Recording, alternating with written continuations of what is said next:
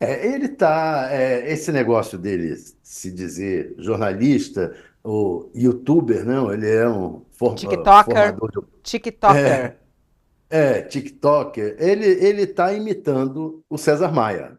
O César Maia, um tempo atrás, quando foram inventados, quando apareceram os blogs, o César Maia criou o blog do César Maia. E ele ficava na internet, fazendo, escrevendo, fazendo comentários o tempo inteiro.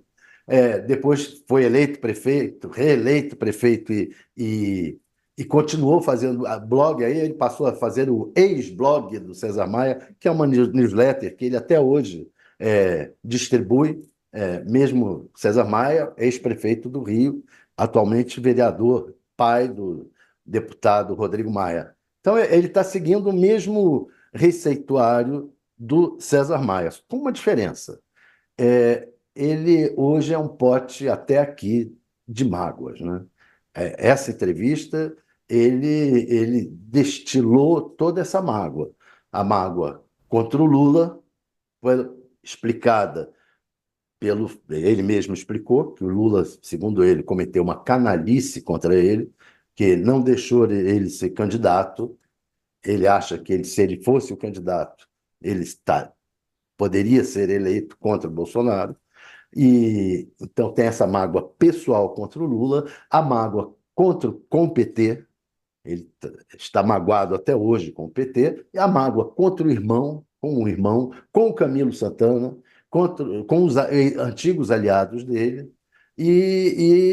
Então é uma entrevista em que ele destilou essa mágoa toda, revelou, disse que não vai ser candidato. Eu não acredito muito que não vai ser mais candidato a nada, porque acho que esse negócio dele continuar, o César Maia foi a mesma coisa, continuou, começou a fazer o ex-blog para se manter na mídia e para voltar a ser candidato. Ele voltou a ser candidato. Então, eu acredito que o Ciro, cedo ou tarde, vai voltar, tanto que ele está aliado lá ao Tasso Gereissati, há uma articulação deles para tentar derrotar o grupo do Camilo Santana e do irmão no Ceará, e aí talvez ele volte a ser candidato a alguma coisa lá pelo Ceará. É o que eu imagino, porque acho difícil a pessoa estar fazendo essa campanha toda que ele faz para nada, só para fazer a campanha, né? Então, acho que tá claro para mim que ele está tentando alguma coisa.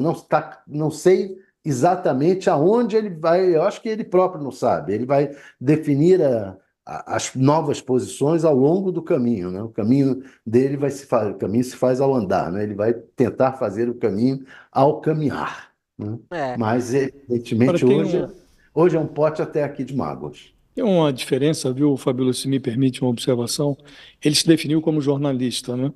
E aí fala, nem, não é preciso mais diploma, e de fato, hoje o exercício do jornalismo já não, já não exige como pré-condição um diploma de jornalista, né? Mas eu faço uma distinção entre o jornalista e o papel que o Ciro decidiu exercitar, que o jornalista, antes de veicular determinada informação, ele precisa checar os dados e se comprometer com a veracidade daquele dado, né? O Ciro, ao contrário, ele joga suspeitas no ventilador e ele mesmo diz: olha, não é minha obrigação verificar isso, né? Vão lá vocês verificar e tal. E nesse caso, por exemplo, dos precatórios, que ele praticamente insinua que houve um conluio entre o governo, o Lula, o Haddad e o sistema bancário, de tal sorte que, ao pagar 93 bilhões de reais de uma vez em precatórios, o governo beneficiou o sistema bancário. E aí os dados do Banco Central indicam outra coisa. Ele diz: não, o Banco Central falseou os dados. E aí ele dá uma outra informação, diz que os bancos, em verdade, não eram os portadores daqueles papéis dos precatórios. Aquilo estava concentrado em escritórios de advocacia, que eram prepostos dos bancos. Então fica um jogo de palavras e de dados que realmente não o credenciam ao exercício do jornalismo. O jornalismo tem que ir lá, checar tudo, depois de tudo verificado, vai e publica, com todas as consequências a que um jornalista está sujeito, né? O Ciro vai jogando informações, dados, Aí é mais fofoca, né? Você joga as fofocas no ventilador e aguarda a repercussão. E não é à toa que ele é campeão aí de muitas ações judiciais, né? Contra o Ciro Gomes, e um pouco por conta desse seu papel de franco atirador, né? E não orna com jornalismo, né? É outra coisa.